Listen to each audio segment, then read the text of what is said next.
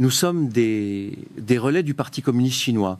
C'est ce qu'un invité régulier de Fox News a affirmé en direct à propos de 2 citoyens américains ordinaires, et il l'a répété 5 fois en 3 semaines, sans qu'aucun démenti public ne l'arrête.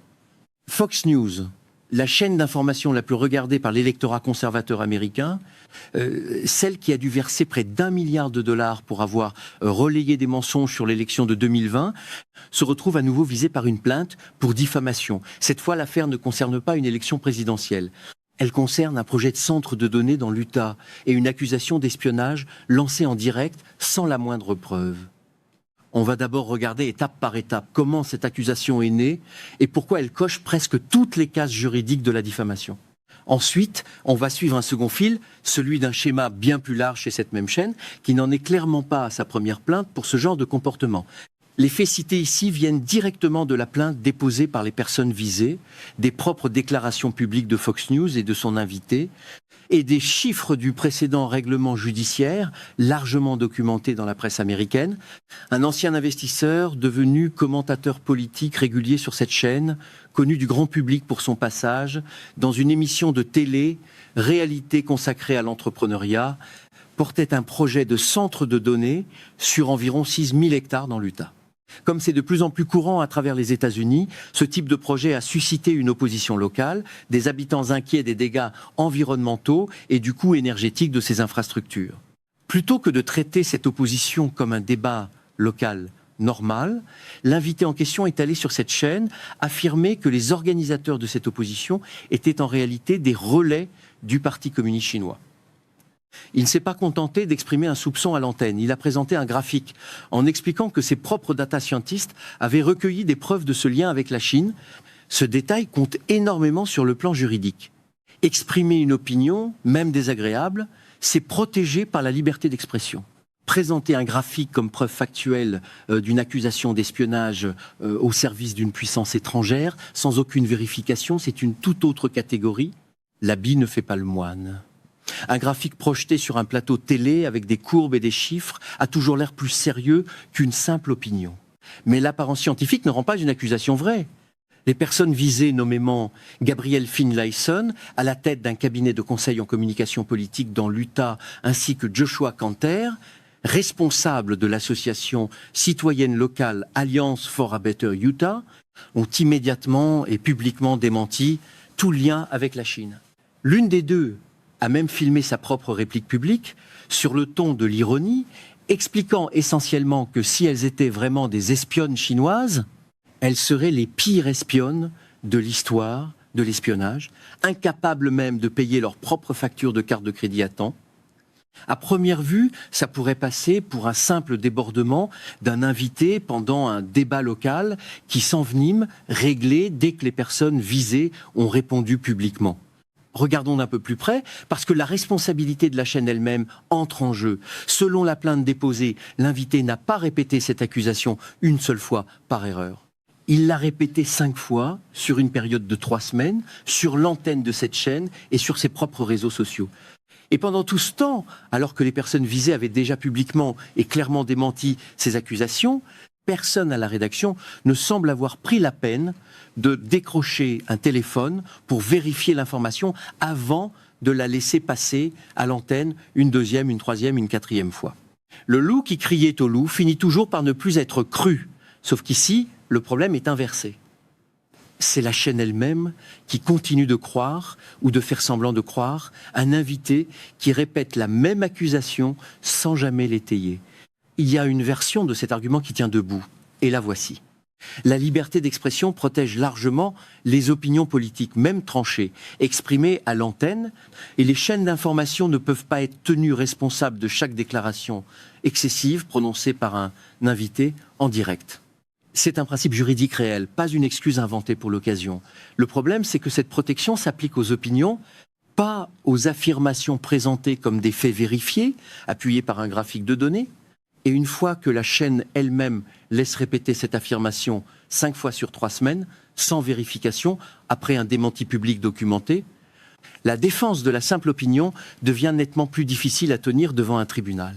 Et c'est même pas le plus gros morceau de cette histoire, parce que ce qui s'est passé après ces 3 semaines en dit encore plus long que l'accusation elle-même. Après avoir laissé filer l'accusation pendant tout ce temps, l'invité a fini par publier une correction reconnaissant explicitement n'avoir aucune preuve que les personnes visées soient financées par la Chine ou agissent en coordination avec des intérêts chinois. La chaîne elle-même a publié une déclaration similaire, précisant qu'elle non plus n'avait connaissance d'aucune preuve en ce sens, et a présenté ses excuses pour l'erreur. Une correction et des excuses publiées après 3 semaines de répétition publique d'une accusation grave. Les vidéos originales où l'accusation est prononcée restent, au moment du dépôt de la plainte, toujours disponibles publiquement en ligne. Présenter des excuses 3 semaines plus tard, tout en laissant le contenu original continuer de circuler, c'est un peu comme retirer discrètement l'étiquette de prix après avoir déjà vendu l'article au mauvais tarif pendant un mois entier. Vous voyez le problème maintenant? Il faut se souvenir d'où vient cette chaîne dans ce genre de dossier. Elle a déjà dû verser près d'1 milliard de dollars pour avoir diffusé, pendant des semaines, des accusations de fraude électorale sans fondement contre une entreprise de machines à voter, après l'élection présidentielle de 2020.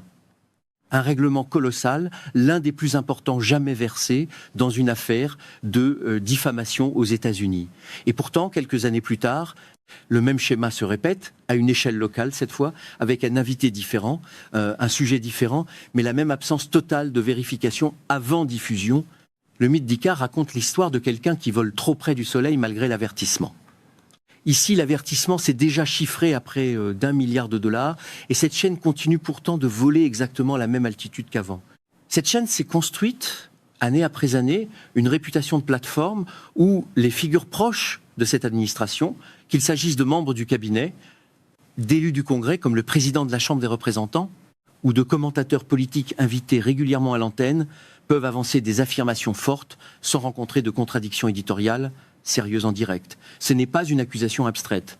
C'est exactement ce que documente noir sur blanc cette nouvelle plainte pour diffamation avec des dates, des occurrences répétées et un correctif tardif qui arrive bien après que le mal ait eu le temps de se propager publiquement pendant 3 semaines entières.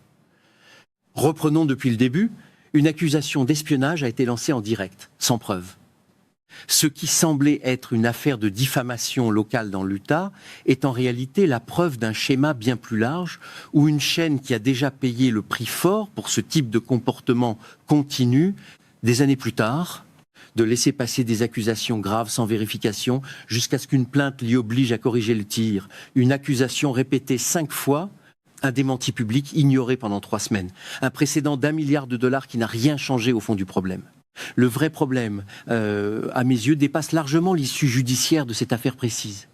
C'est que des gens ordinaires, une consultante en communication politique et un responsable associatif local aient pu être accusés publiquement d'espionnage au service d'une puissance étrangère sans la moindre preuve sur une chaîne regardée par des millions de personnes.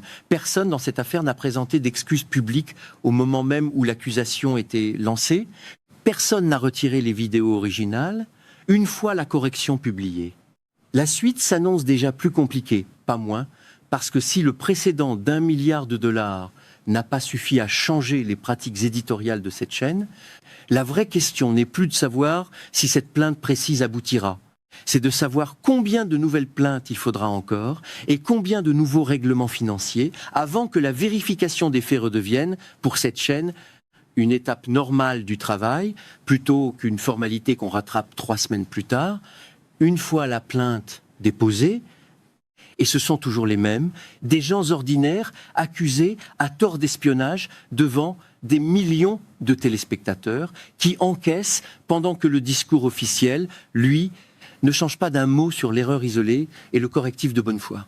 Qui vole un œuf, vole un bœuf. Et une chaîne qui répète la même erreur à la même échelle, après avoir déjà payé pour la précédente, ne vole plus par accident. Elle vole par habitude. Si vous voulez qu'on continue à suivre cette histoire ensemble, plainte après plainte, abonnez-vous à la chaîne.